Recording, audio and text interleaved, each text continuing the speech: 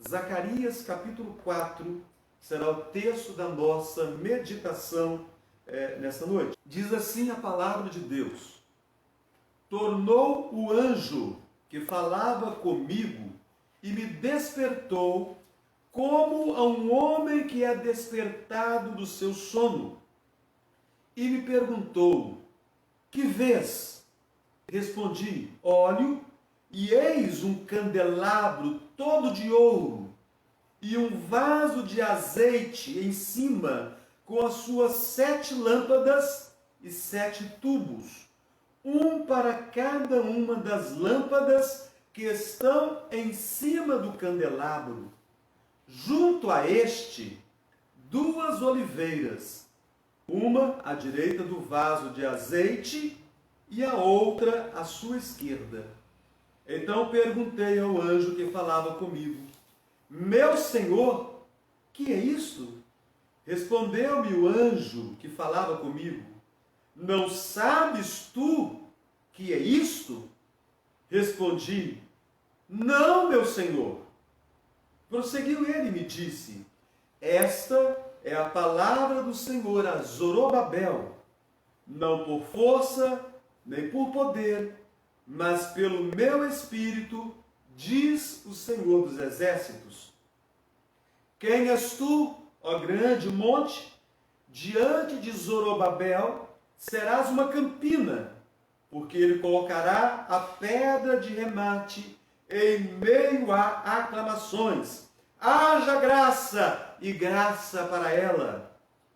Novamente me veio a palavra do Senhor dizendo: as mãos de Zorobabel lançaram os fundamentos desta casa. Elas mesmas a acabarão, para que saibais que o Senhor dos exércitos é quem me enviou a vós outros.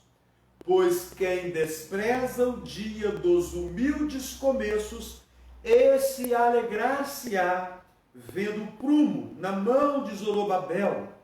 Aqueles 7 olhos são os olhos do Senhor, que percorrem toda a terra. Prossegui e lhe perguntei: que são as 2 oliveiras, à direita e à esquerda do candelabro? Tornando a falar, lhe perguntei: que são aqueles 2 raminhos de oliveira que estão junto aos 2 tubos de ouro que vertem de si azeite dourado? Ele me respondeu: não sabes o que é isto?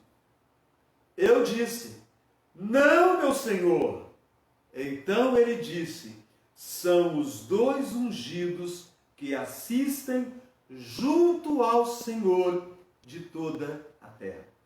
Meus queridos irmãos, Ageu e Zacarias, com certeza, são livros muito próprios para esse momento pelo qual nós estamos vivendo. Estamos todos passando por grande esgotamento físico, emocional e espiritual.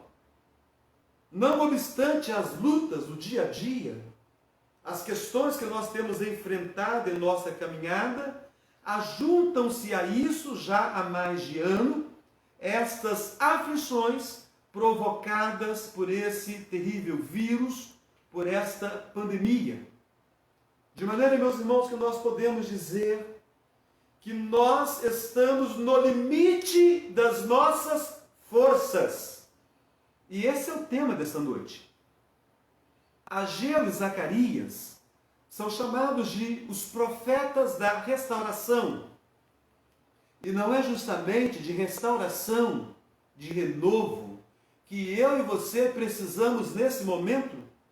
O renovo das nossas forças, o renovo da nossa esperança, o renovo da nossa fé. Não é verdade que até a nossa fé tem andado um pouco enfraquecida nesses tempos de tamanho esgotamento? Talvez alguém diga que sentir-se esgotado assim não seja algo próprio para um crente, não seja algo próprio para quem tem o temor de Cristo. Mas, meu querido irmão, irmã, eu digo a você que sentir-se esgotado faz parte dessa nossa natureza humana decaída, essa nossa natureza humana manchada pelo pecado. E a Bíblia nos mostra grandes homens que chegaram no limite de suas forças. Um deles foi José, o José, filho de Jacó, conhecido José do Egito. Ele estava no limite das suas forças.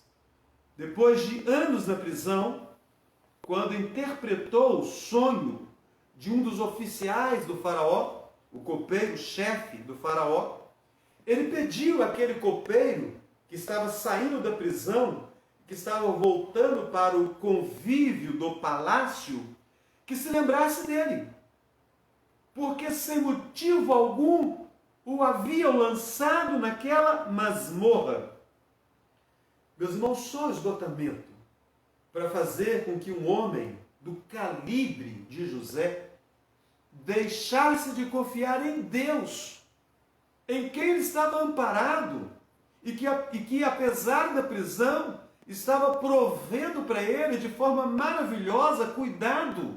Só o esgotamento, estar no limite das forças, no limite das emoções, no limite dos sentimentos, para fazer com que ele deixasse de confiar no Senhor e confiasse no braço do homem.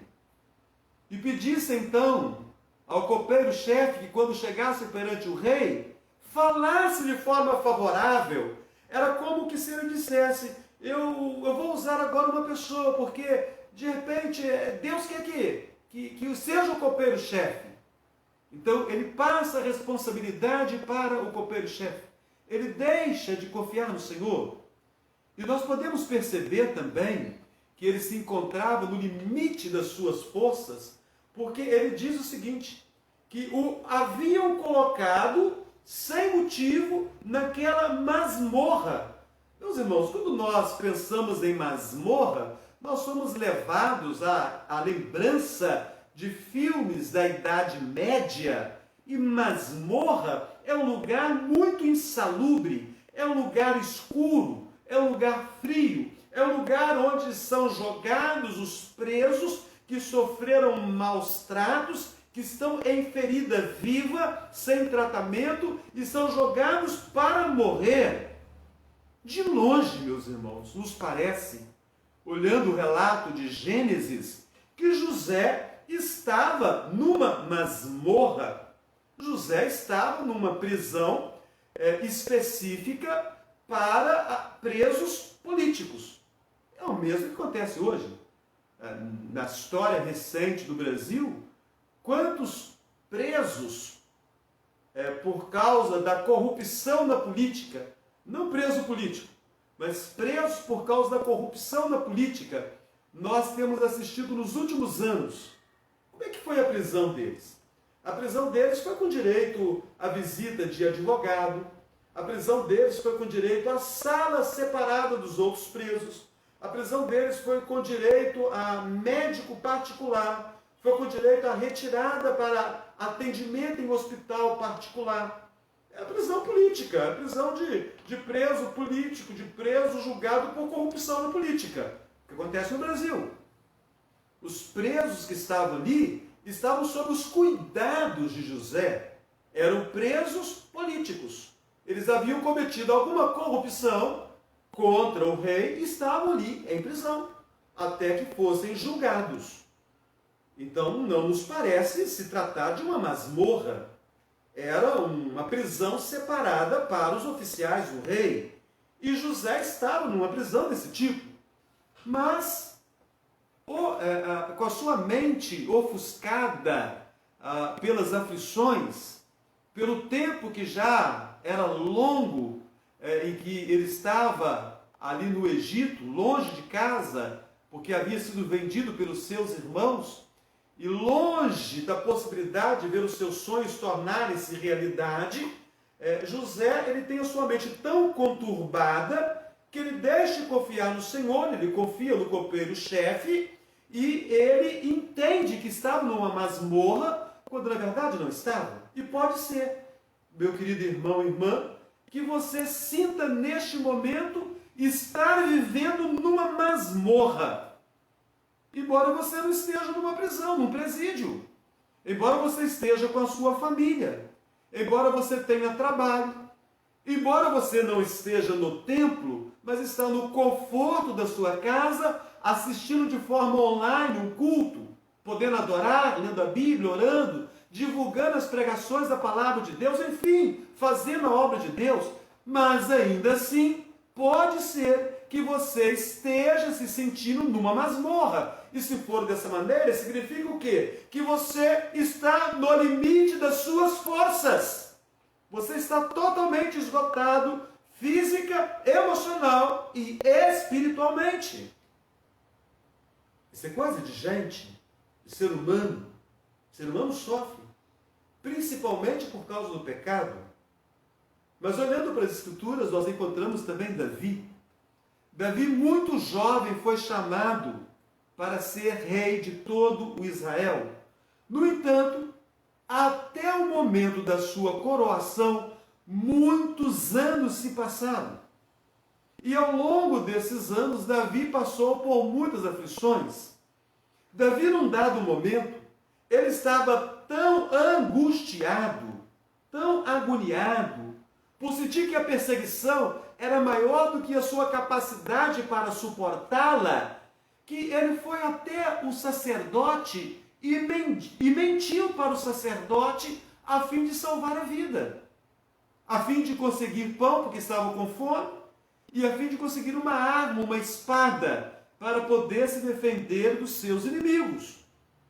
Ele mentiu descaradamente.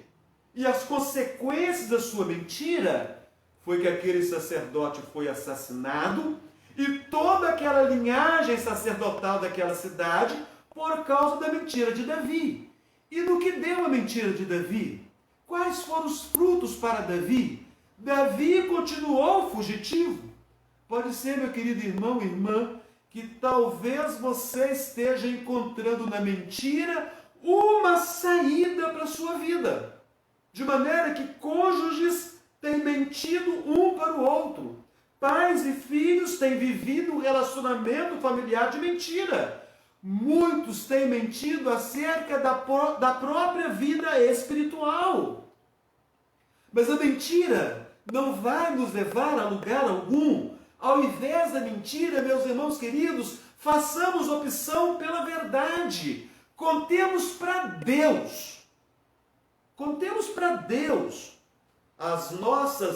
os nossos sentimentos. Contemos para Deus o que está se passando conosco. Contemos para Deus os nossos relacionamentos, a fim de que a nossa vida possa tomar um rumo novo. Porque se nós estamos no limite das nossas forças, nós precisamos contar para Deus e abandonar a mentira. Porque a mentira vai nos conduzir para uma situação de aflição ainda maior. Uma mentira convida a outra mentira. E eu também gostaria de trazer à lembrança um importante personagem também do Antigo Testamento, que foi chamado de o profeta do fogo. Eu creio que você conhece muito bem essa alcunha, essa forma de se referir a esse profeta, o profeta do fogo, o profeta Elias. Elias vinha lutando há tempos contra a maldade do rei Acabe e de sua mulher Jezabel. O profeta Elias enfrentou os falsos profetas. O profeta Elias matou os falsos profetas à espada. Mas agora, Elias, o profeta, ele estava tão cansado que ao anúncio de Jezabel, de que ele seria caçado, de que ela o exterminaria, de que ela iria passá-lo também pela espada, assim como ele havia feito aos profetas dela, Elias foge para salvar a própria vida.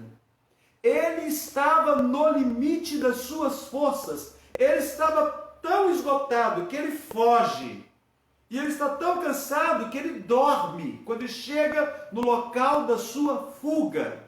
E tão cansado ele estava que a sua mente lhe pregava peças. E então ele começou a falar com Deus algumas coisas que não eram verdadeiras. No primeiro livro dos Reis, você vai encontrar essa história em casa. Depois, com mais tempo na sua casa, você pode abrir a Bíblia e procurar o texto. Está no primeiro livro dos Reis, no capítulo 19. Então, no primeiro momento, o profeta Elias, ele na sua angústia, ele vai falar com Deus assim: basta! Toma agora, ó Deus, a minha alma! Eu não sou melhor do que os meus pais. O que o profeta Elias está querendo dizer com isso? Ele está querendo dizer o seguinte: Deus, eu estou cansado. Me mata de uma vez. Eu não aguento mais esta vida. E ele continua. Versículos avante, ele vai dizer assim: Deus, tenho sido zeloso pelo Senhor, ó Deus dos exércitos, porque os filhos de Israel deixaram a tua aliança, derribaram os teus altares, mataram os teus profetas à espada, e eu fiquei só, e procuram tirar minha vida. Então ele fala com Deus que todos haviam abandonado o Senhor, que os profetas todos foram mortos, que ele havia ficado sozinho, que todos queriam tirar a sua vida. E pouco mais adiante ele repete exatamente estas mesmas palavras. Ele disse que estava só. Mas, irmãos queridos, todo o tempo em que o profeta Elias se dispôs a fugir, o Senhor esteve com ele. Ele foge. E ele está cansado. E ele consegue dormir. E depois a Bíblia diz que ele acorda. E quando ele acorda, havia pão cozido sobre pedras em brasa e uma botija de água. Um anjo o alimenta com aquela comida. E depois de comer aquela comida, ele dorme, ele descansa novamente. E depois ele acorda. A Bíblia diz que o anjo acorda. E o anjo dá a ele novamente alimento. Ele come, ele bebe, e aquela comida e bebida é tão poderosa que dá a ele força, e ele caminha seguidamente por 40 dias. Nos versículos 10 e 14, do primeiro livro de Reis, capítulo 19, Deus fala com Elias, o profeta Elias, por 2 vezes. Elias nunca esteve só. Deus sempre esteve presente com ele. Então Deus responde àquela acusação de Elias de que ele estava só da seguinte maneira. Deus fala com Elias: também Elias, eu conservei em Israel 7.000, todos os joelhos que não se dobraram a Baal e toda a boca que o não beijou. O esgotamento estava pregando peças na mente do profeta Elias. Deus estava com ele e ele não conseguia perceber a presença de Deus. Será porventura que não é exatamente isso que está acontecendo essa noite com você? Ou será porventura que não é isso que você tem experimentado ao longo da sua caminhada, de estar sentindo só, quando na verdade Deus está com você? De não estar percebendo a presença de Deus? Então, caso seja esse o seu sentimento, entenda que não é possível, porque Deus jamais abandona o seu povo, Deus jamais abandona os seus eleitos, Deus jamais abandona os seus santos, Deus jamais abandona a sua igreja. É o esgotamento, é o fato de você estar no limite das suas forças que te faz pensar que Deus te abandonou. E toda essa introdução, meus irmãos, é para que fique bem claro o que está acontecendo no texto do profeta Zacarias, o capítulo 4 que nós fizemos aqui. Eu quero falar para vocês sobre um homem que estava no limite das suas forças. Um homem que tinha uma grande missão, um homem que tinha uma grande responsabilidade. mas ele estava totalmente esgotado, física, emocional e espiritualmente. O texto que nós lemos aqui nos mostra com clareza que homem é esse. Volta agora os seus olhos para Zacarias, capítulo 4, os versículos de número 6, os versículos de número 7, os versículos de número 9 e 10. 6, 7, 9 e 10. Traz um nome aí. Que nome é esse? Os versículos 6, 7, 9 e 10. Traz o nome de Zorobabel. Zorobabel era descendente de Davi. Zorobabel era o governante civil do povo que havia voltado do cativeiro. Zorobabel não fosse o cativeiro, ele seria o rei da nação. Zorobabel poderia ser considerado, de forma figurada naquele momento, como o rei. Alguns vão dizer que Zorobabel era um rei fantoche, um rei cujas cordas eram movidas pelo rei da Pérsia. Mas, meus irmãos, nós não devemos olhar desta maneira, porque havia sinceridade e temor de Deus no coração de Zorobabel. Zorobabel não trabalhava para o rei da Pérsia. Zorobabel amava a seu povo e tudo fez como líder civil após o cativeiro a favor da nação de Judá. Ele fora para Jerusalém, juntamente com aquela grande leva de judeus que saíram da Babilônia, para reconstruir a cidade, para reconstruir os muros, para reconstruir o templo, porque assim estava claro do decreto do rei Ciro a favor dos judeus. Então ele havia saído com uma grande missão.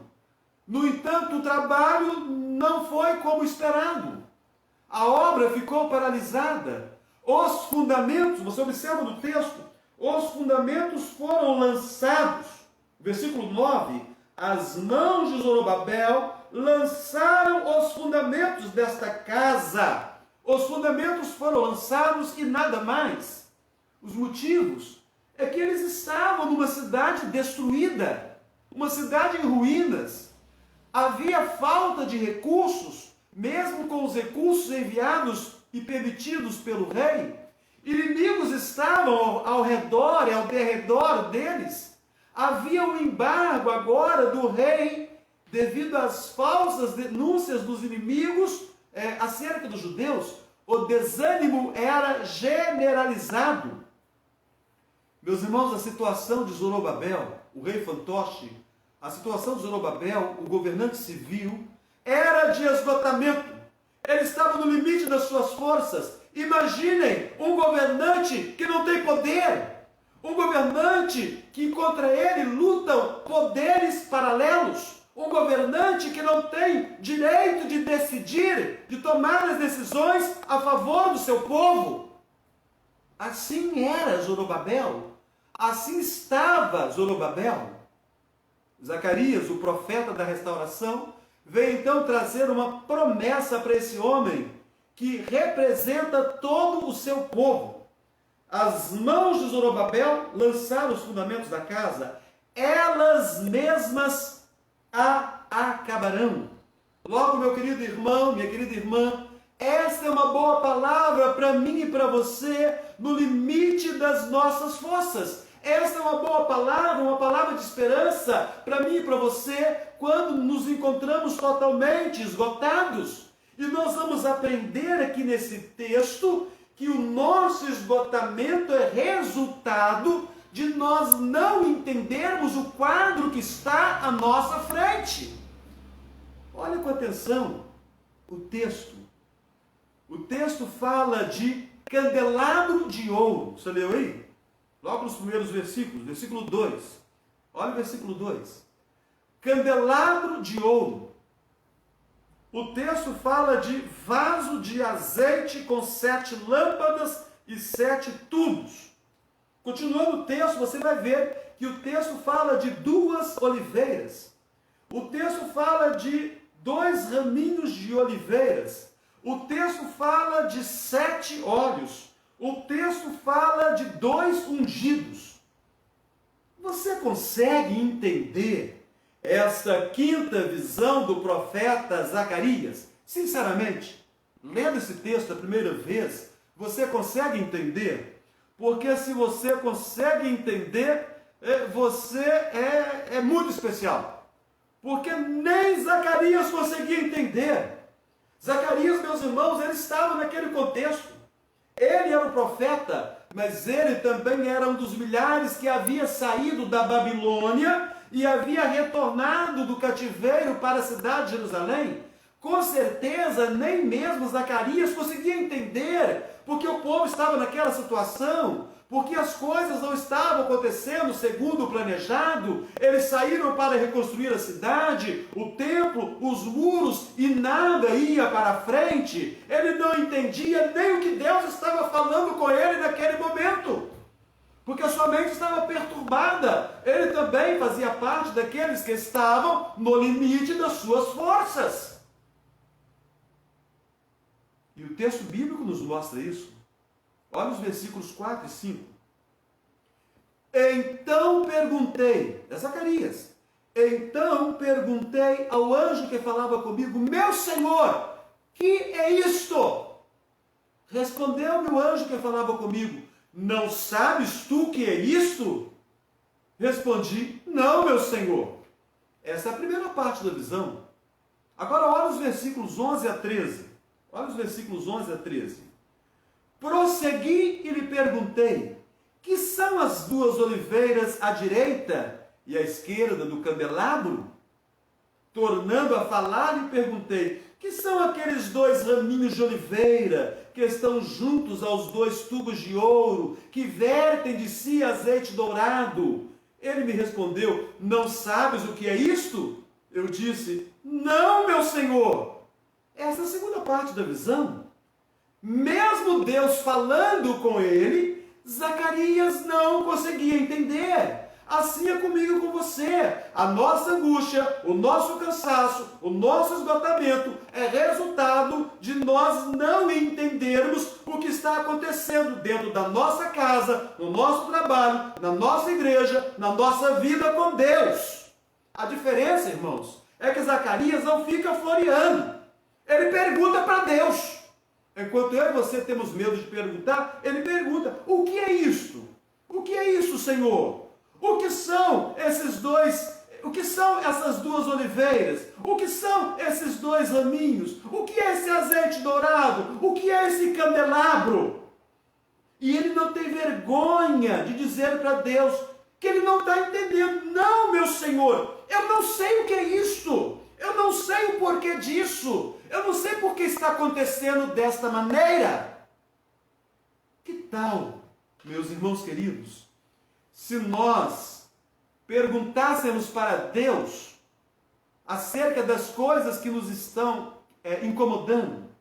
Que tal se nós falássemos para com Deus com clareza, sem floreios? Senhor, eu não estou entendendo. O que é isso? O porquê daquilo? Se o profeta não entende, ele pergunta. E se ele pergunta, Deus explica. Deus passa a mostrar para o seu profeta que o esgotamento pode ser resolvido. Que ele está no limite das forças, mas que ele pode experimentar renovo. De que maneira? Com a luz e com a vida que vem do candelabro de ouro. Meus irmãos, o candelabro era feito de barro com 3 pontas, ou braços, ou hastes, ou hastes, conforme você queira dizer. Assim era um candelabro. Era uma peça muito comum naqueles tempos. Para que servia o candelabro? O candelabro era para iluminar um cômodo maior, para iluminar toda uma casa, ou para iluminar todo um salão. Mas esse candelabro da visão de Zacarias, ele é diferente do candelabro do uso comum do povo judeu. Esse candelabro tem 7 lâmpadas. Esse candelabro é todo de ouro. Esse candelabro nos remete, meus irmãos, ao livro de Êxodo. Nos remete aos dias de Moisés, quando Deus mandou que o candelabro fosse feito todo de ouro e ele pesava 32 quilos. O formato do candelabro é o formato de uma árvore. O que significa o candelabro, então? O candelabro significa luz e significa vida. O que é o esgotamento? O que é estar no limite das forças? Não é o resultado, porventura, de estarmos tateando sem achar o rumo. O esgotamento não é resultado do cansaço físico extremo do nosso corpo e da nossa mente.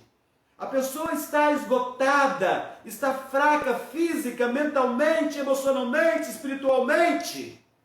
Então o candelabro vai dar luz, o candelabro vai dar vida.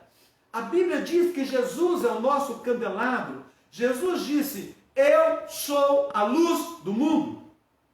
Meu querido irmão, minha querida irmã, é bem possível que ao longo da caminhada nós venhamos a perder a direção de algumas coisas importantes da vida. É possível perder a direção do casamento. É possível perder a direção do amor conjugal. É possível perder a direção dos filhos.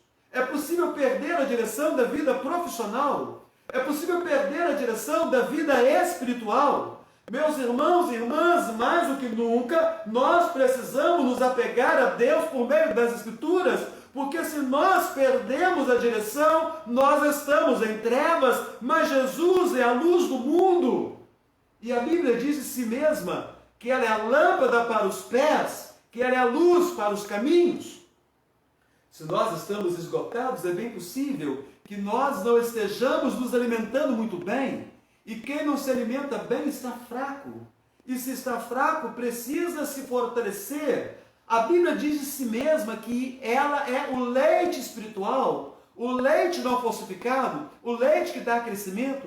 Jesus disse de si mesmo que ele é o pão da vida. O candelabro, ele tem o formato de uma árvore. Ele fala do fruto da vida. Ele nos remete lá para o Éden, quando o homem poderia comer do melhor, mas escolheu comer do pior e trazer desgraça e maldição sobre a sua vida. Estamos esgotados, física, emocional, espiritualmente. Significa então que nós precisamos mais do que nunca da luz do Evangelho. Mais do que nunca nós precisamos do pão que o Evangelho oferece para aqueles que aceitam a palavra de Deus na sua caminhada, na sua vida. Deus continua mostrando ao profeta Zacarias que é possível vencer o esgotamento. Quando nós estamos no limite das nossas forças, nós precisamos entender que nós dependemos da força e do poder que vem de Deus. Olha o versículo 6. Prosseguiu ele e me disse: esta é a palavra do Senhor a Zorobabel, não por força nem por poder, mas pelo meu espírito, diz o Senhor dos exércitos. Ao ler o texto, nos parece que algumas expressões aqui seriam mais claras, com menos palavras. Por exemplo, não por força nem por poder, mas pelo meu espírito. Força e poder não são vocábulos que podem ser ditos como sinônimos, ou seja, não tratam estas palavras de uma mesma coisa. Logo, não poderia então ser mudada a estrutura do versículo? O versículo poderia ser assim: não por força, mas pelo meu espírito.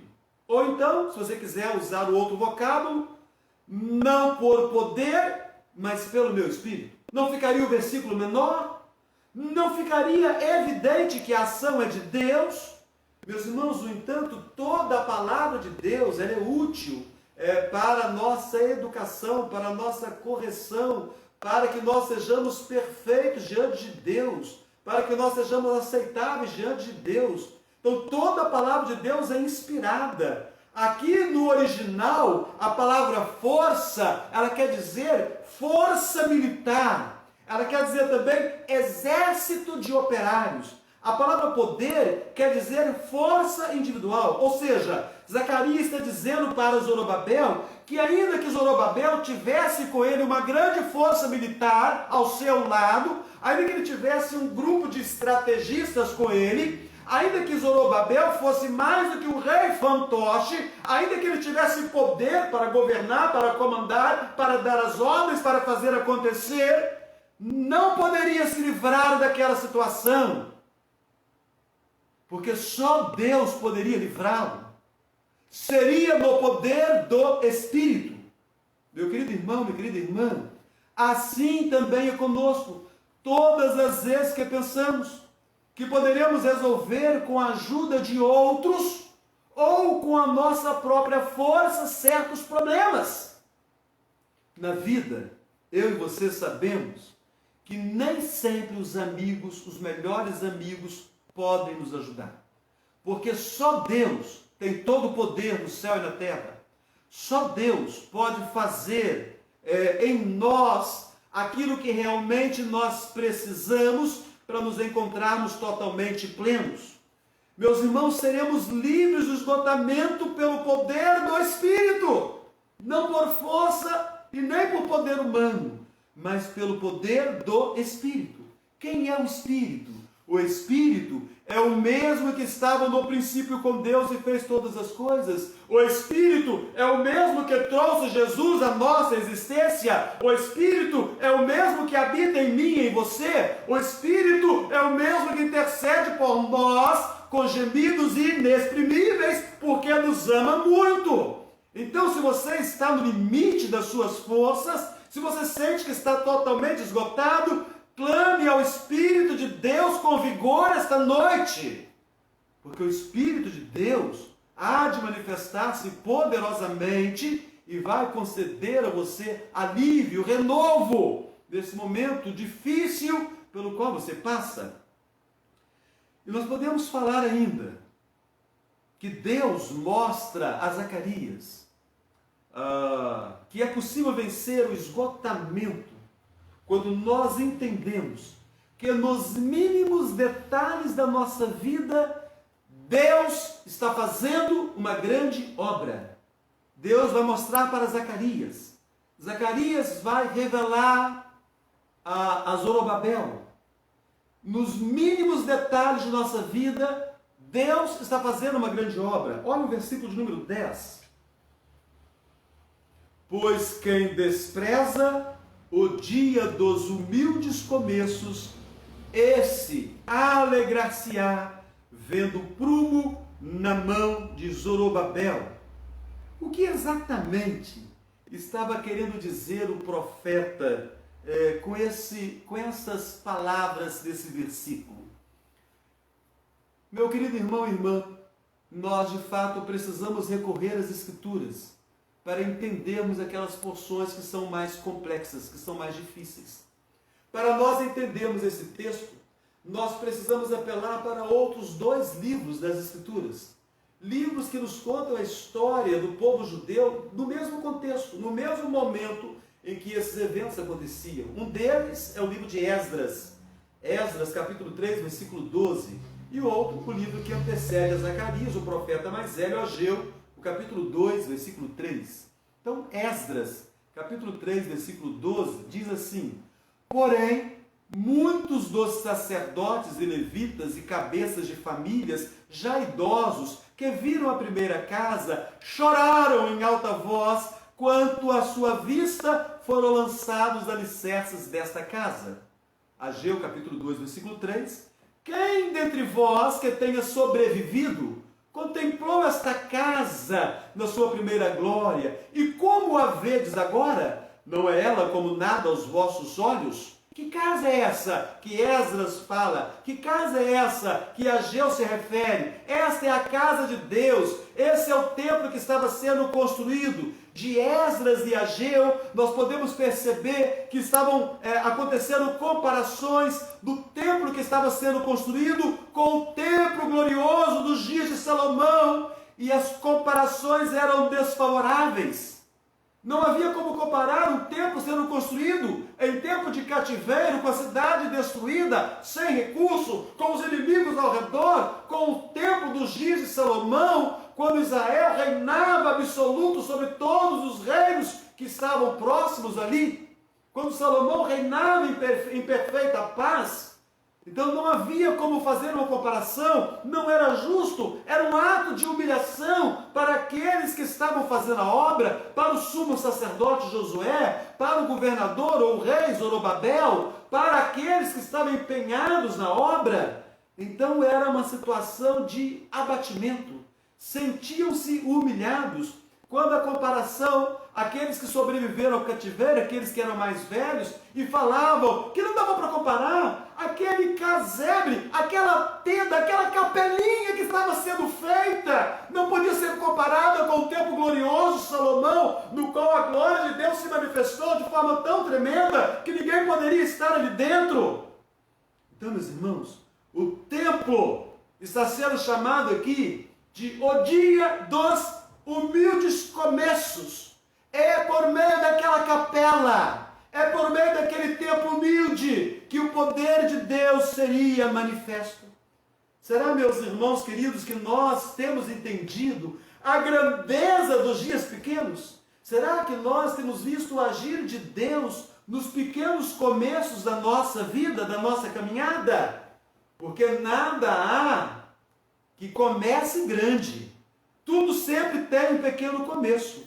Toda árvore, por maior que seja, nasce a partir de uma pequena semente. Grandes rios nascem de pequenos afluentes. Grandes empresas nasceram dentro de uma garagem.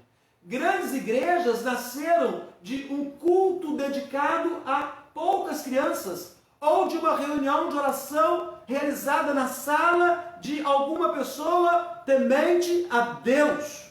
Não desprezemos, irmãos queridos, os pequenos começos. Muitas vezes estamos esgotados porque nós não sabemos olhar a simplicidade das coisas pequenas e encontrar prazer nestas coisas. Jesus sabia o valor dos pequenos começos. Foi Jesus que ensinou que o grão de mostarda é a menor das sementes e se torna a maior das hortaliças. Quando nós olhamos para as Escrituras e pensamos nos pequenos começos, fica evidente para nós a história de Davi, o maior dos reis de Israel. Ele não foi escolhido para ser rei porque ele havia enfrentado Golias, ou porque ele veio a travar grandes batalhas. Ele foi escolhido e ungido como rei, não era quando ele estava no campo de batalha, mas quando ele estava no quintal de casa, cuidando das ovelhas do seu pai, a ponto de que até mesmo o seu pai se havia esquecido dele. O quintal de casa aqui é uma expressão exagerada minha. Significa no local em que ele morava. Ele cuidava das ovelhas de seu pai. Ele não estava envolvido nas batalhas, ele não estava no campo de batalha, ele não estava ali com os grandes soldados, com os exércitos, pelejando a favor da nação. Ele foi escolhido quando estavam cuidando das ovelhas. Davi foi escolhido também para tocar harpa para o rei Saul, perante o rei Saul, porque Saul, quando abandonou o Senhor também o abandonou. Se você abandonar o Senhor, saiba disso, você será desamparado de Deus. Saul abandonou o Senhor e ficou desamparado de Deus.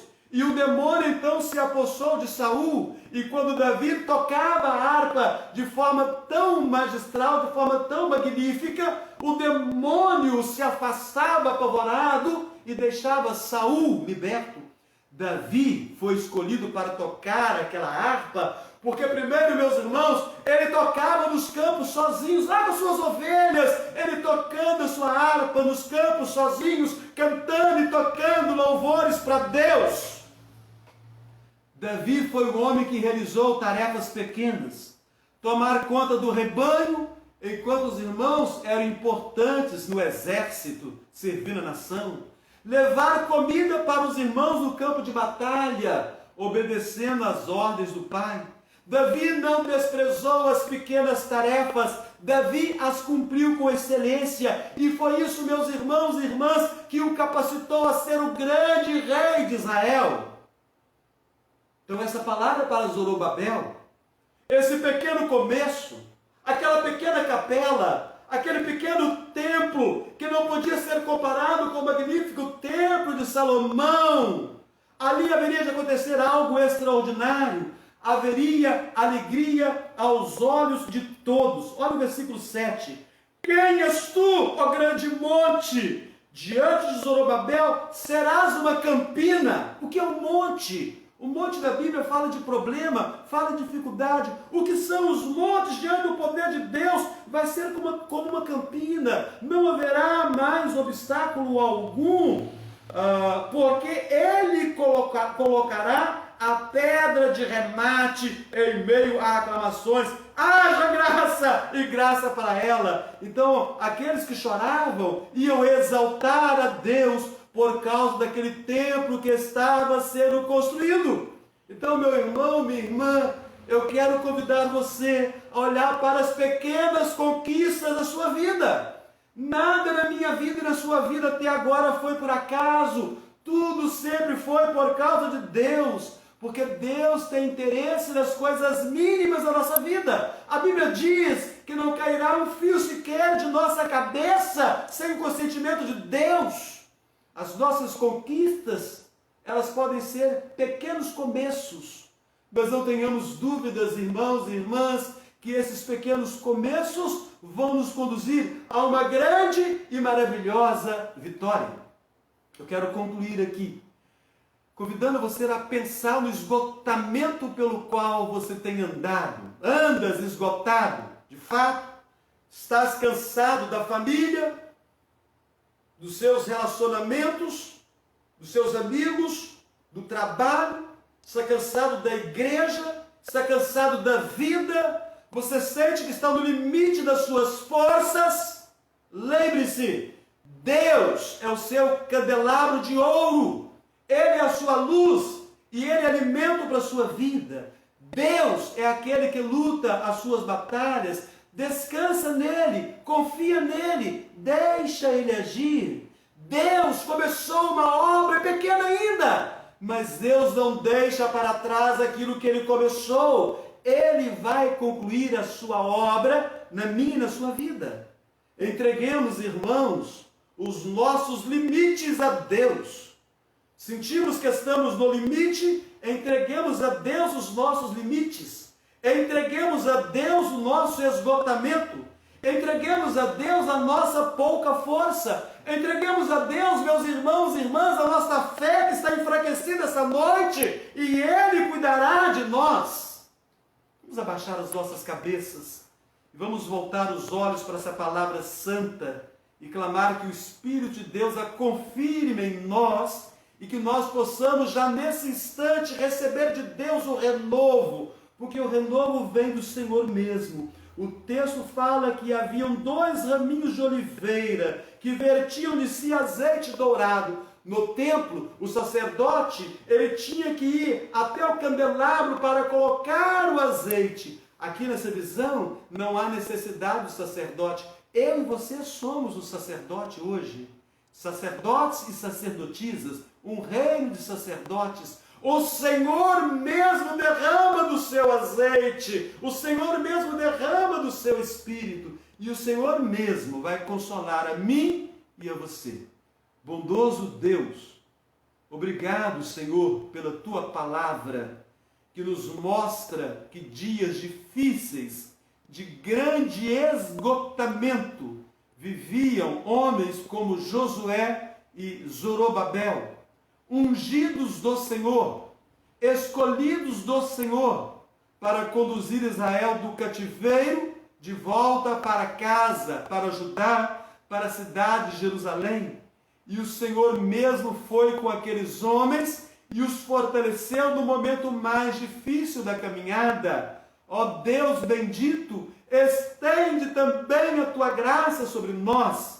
Não obstante os problemas familiares, os problemas financeiros, os problemas relacionais, ainda temos esta pandemia que nos trazem muitas preocupações.